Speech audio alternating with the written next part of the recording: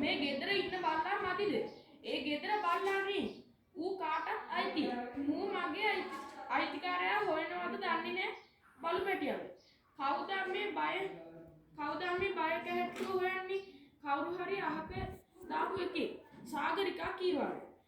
මල්ලි බදාගෙන ආවට කවුද ඔකව හොයන්නේ? අක්කා අරියාදුවටමයි එන්නේ නේද? අමල් කීය. කැහැටු උනත් අහක දාපු එකෙක් උනත් ඌ මට හොඳයි. ටිකක් කෑම කනකොට ඌත් මහත් වෙලා එයි.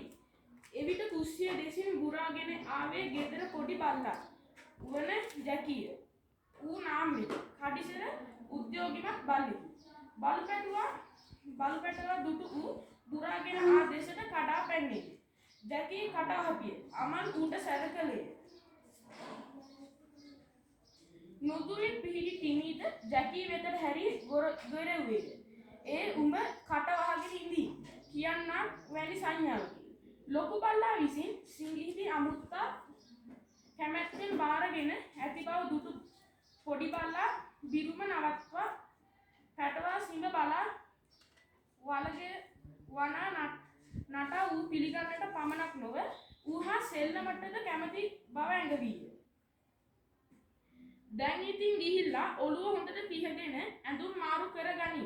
නැත්තම් හෙම්බිරිස්සාව හැදේ. සමරතුංග නෝනා පුතාට එසේ කියා නැවත කුස්සිය දෙසට ගියේය. සාගරිකා යලිත් වාඩි වීගෙන පොත කියවන්නට වූවාය. අමල් තමා ගැන නොබලා බලු පැටවා සැලකිලිමත් වූයේ. ඔහු තම හිස ගත්තේවත් ඇඳුම් මාරු කළේවත් නැත. ඔහු රෙදි කඩ මලක්ගෙන බලු පැටවාගේ ඇඟේ වතුර පිස දැමුවා. දැන් මෝටර රියකින් ගේට්ටුවෙන් ගේ දෙසට හැරියා. අන්න තාත්තා එනවා සාගරිකා කීවාය. තාත්තා මල්ලීට බනි. ඔය බලු කැහැට්ටුවා ගෙනාවට. අක්කේ ඌට කැහැට්ටුවා කියන්න එපා. ඔන්න මං කිව්වා. අමල් මදන් රේසින් පිළිතුරු දුන්නේ.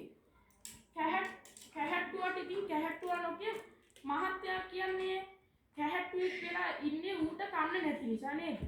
කන්න නැතිව ගියොත් අක්කත් කැහැට්ටු වෙන්නේ නැද්ද? මෝටර රිය නිවස පසකින් වූ ගරාජය ඇතුළට විය. ඉන් බැස ආ සමරතුංග මහතා කුස්සිය දෙසින් ගෙට ගොඩ වූයේ. පුතා ටියුෂන් ගිහිල්ලා ආවද? යන තම බිරියගෙන් අසමින්. ඔවුන් දැන් පොට්ටකට ඉස්සෙල්ලා ආවා. බලු පැටියෙකුත් උස්සගෙන. බලු පැටිය කොහෙන්ද? පාරේ ඉඳලා අරන් ආවලු. සමරතුංග මහතා සාලේට පැමිණියේ. කොහෙන්ද පුතේ ඔය බලු පැටියා? පාරේ ඉඳලා ඌ මං උස්සන් ආවේ. ඌට යන්න තැන නැතුව වෙන්න ඇති. මං ඉතින් ඌව අරන් ආවා. තාත්තේ හරි කබල් බලුකුක්කේ. සාගරිකා කීවාද? පේන්නේ නැද්ද හැටි? කවුද අහක දාපු එකේ? කබල් උනත් කමක් නැහැ. මං ඌව හදා ගන්නවා. අමල් පැවසුවේ. විරල උන්ට මොකද? හොඳ ජාතියක එකෙක් පාටයි. සමරතුංග මහතා කීවේ. කොහොමද දන්නේ නැහැ ඌ පාරට ආවේ? තාත්තේ මං ඌව හදා ගන්නවා. අමල් කීයේ. හොඳයි කියමින් සමරතුංග මහතා තම කාමරයට ගියේය. සාගරිකා නැවතත් පොත කියවන්නට වූවාය. අමල් කුස්සියට ගියේය. එහි සිට සමරතුංග නෝනා දුටු වහම තමා දෙත ඇඳගෙන නේද පුතා කීවාය. මං කිව්වනේ ඉක්මනට ඇඳුම් මාරු කරගන්න කියලා. හෙම්බිරිස්සාව හදාගන්නත් හදන්න. මම මාරු කරනවා ඉක්මනට. බලු පැටියට කිරි ටිකක් දීලා. ඔය බලු පැටියා හින්දා උඹ ලෙඩ හදාගන්නවා. ඉස්සෙල්ලාම ඇඳුම් මාරු කරගෙන හිටි ළමයි. අම්මේ ඌට බඩගිනි ඇතිනේ. හොඳයි. එහෙනම් අර අතන තියෙන්නේ කිරි බෝතලේ. ඉක්මනට ටිකක් දීලා ගිහින් ඔය තෙත ඇඳුම් ගලවලා දාපන්.